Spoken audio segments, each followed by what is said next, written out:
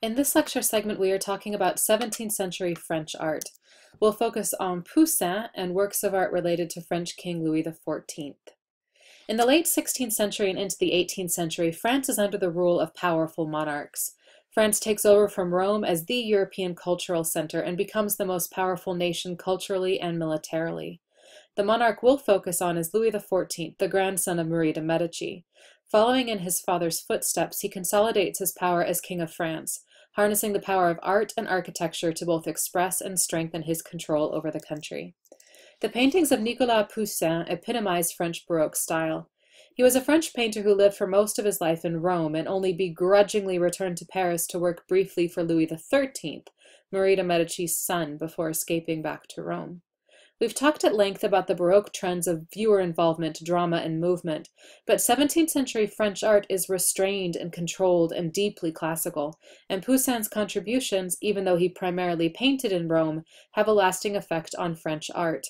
Collectors in Paris loved his works, and so even though he was not present in Paris, his approach is very influential. In Rome, he studies Renaissance and Baroque art, but he especially loves Raphael and classical sculpture.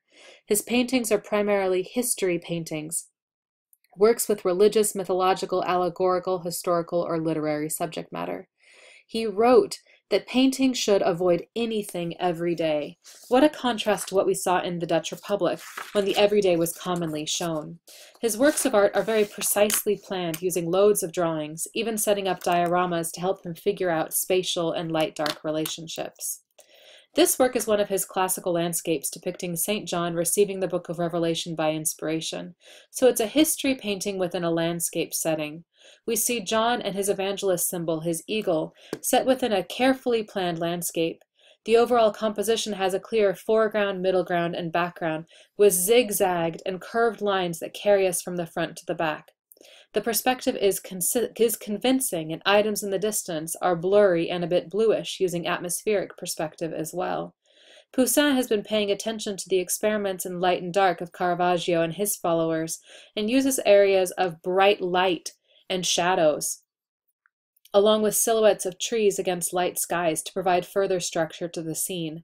Hunks of the remains of ancient pagan civilizations, an obelisk, a classical temple, perhaps indicate the supremacy of Christianity over pagan traditions, a theme that suited the Counter-Reformation context of his work of art. This is not how nature actually behaves. Nature here has been regularized and controlled. It's frozen and solid.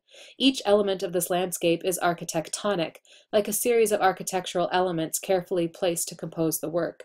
Poussin's vision is precisely controlled, calculated, a rational landscape that sets the tone for much of French Baroque art, establishing an influential style that shapes French art for much of the next 200 years. The rigid control over form we see in Poussin's work is also dominant in works of art commissioned by Louis XIV. He reigns from 1643 to 1715 and creates a court that monarchs all over Europe emulate. He stated architecture is the continuation of war by another means, and he actively used art and architecture to reinforce his power. In 1648, Louis XIV and his advisors founded the Royal Academy of Painting and Sculpture in Paris to teach and train artists and to control them, directing their talents to supporting the monarchy. The style the Academy required of its students is the classical aesthetic of Poussin, the regularity and order, the carefully planned and painted surfaces, maintaining a status quo for art in France. This is an early 18th century portrait of Louis XIV by a French artist, who was a favorite portraitist of the royal family. He was well skilled in showing the king as he wanted to be shown, as an absolute monarch, attractive, powerful. Louis XIV was very concerned with how he looked and his appearance, and new glassmaking technology allowed folks for the first time to see themselves from head to toe in full-length composite mirrors. And we see that new self-awareness at play in this painting. Louis is shown in an opulent setting, with a cloth of honor above him, like a canopy that signals his authority, and also calls attention to him, used here to help frame the depiction of the king. A French artist, Rigaud fills the painting with luxurious textures, different fabrics, a classical column, and relief, especially Louis's clothing. He is 63 years old, wearing his coronation robes lined with ermine and covered in the fleur-de-lis symbol of the French monarchy. He is dressed to impress in fine clothing as befits his status, and also wears red-heeled shoes, that he supposedly designed. His legs are on full view. Even though he was reportedly short, he appears to tower over the viewer, looking down at the audience. Remember that a portrait by definition needs to be recognizable, and Rigaud succeeds in giving us an image of the identifiable king, but he accomplishes this by carefully constructing this portrait. It presents a blend of elements that are naturalistic. His face does look like a 63-year-old man, with more idealized elements, like his robust, muscled legs. He holds the royal scepter nonchalantly, which leads the viewer to the crown. The sword at his hip also carried royal significance. It was the sword used for the coronations of French kings. Like we saw with the colossal sculpture of Constantine, this painting was used as a stand-in for the king in court when he was not at the court, and court custom dictated that it was to be treated as if the painted depiction was the real thing, with courtiers bowing to the portrait. This portrait expresses Louis XIV's power as an absolute monarch, a king with all power who was appointed to this role by deity through divine right. The painting exudes arrogance, strength, finery, and intense self-assurance. Louis XIV is quoted as saying, "I am the state," meaning that he is the embodiment of France, an identity we see made visible in this work of art that was created to be a gift to another European monarch. Louis XIV had a physical manifestation of his power and control created at Versailles, where he overhauled and dramatically expanded the hunting lodge of his father about 10 miles outside of Paris. He had this palace constructed for the purpose of requiring the nobles of France to live there with him in a huge complex where he could keep an eye on them, keeping them busy attending to the often silly and frivolous activities of court, all of which centered around him. The palace itself became a vehicle for the expression of his adopted alter ego as the Sun King, a living Baroque embodiment of Apollo, the sun god. The iconography of the palace decoration and its design revolved around expressing this identity to the viewer. It's a massive built ego trip. A team of designers work on planning and executing this structure, including the architecture, the decorative program, and the gardens. We see here the palace with the surrounding gardens, and the way the roads leading to the palace directs the viewers to a target, the focal point of the palace, the king's bedroom right behind these windows.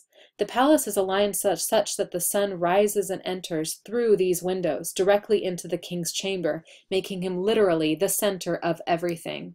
Behind the royal apartments is the Hall of Mirrors, a long gallery along the back central part of the palace.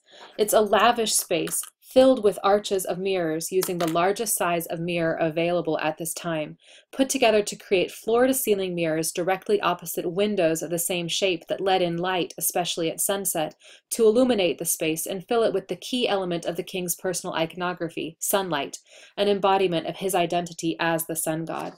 We see a similar use of many different materials as we saw at Bernini's Cornaro Chapel: stone, stucco, gilding, painting, but used here in a more controlled, restrained fashion. As we go to the exterior of the Hall of Mirrors, we see French Baroque architecture with its use of classical language, and some movement within the facade, parts that extend, parts that recede, a bit of a push-pull, but not to the degree of the ripe piece of fruit that Bernini created using classical vocabulary at the Cornaro Chapel. French architecture is restrained and tight, controlled. Instead of feeling like it's made of rubber like we saw with Bernini, the architecture is solid and feels like stone. The extensive gardens and 1,400 fountains at the site extend the monarch's control and express it. The vision of nature Poussin depicted in his paintings comes to life at Versailles. Trees and plantings were precisely trimmed, with geometric regularity in the parterres and topiaries, and even rectangular trees flanking long axes that control the viewer's experience of the palace. Fountains often are depictions of Apollo bringing the sun, as we see here looking back towards the palace, or his mother and her story here. The smells and sounds of the garden give viewers a surprise around each corner, appealing to the senses and creating an overwhelming experience similar to the Cornaro Chapel, but in this case not used to underscore the power of the church, but to underscore the power of the monarch. The entire complex at Versailles was created to glorify Louis XIV as the monarch, as the Sun King. Imagine the expense of this type of site, its decoration, and the heavy taxes required to provide financial support for the king and his lifestyle. And imagine the irritation of the nobles required to live here so they could be under the thumb of this autocratic king. In the construction of Versailles, Louis XIV inadvertently planted the seeds of revolution that just a few decades after his death will lead the French people to storm this palace and imprison the royal family.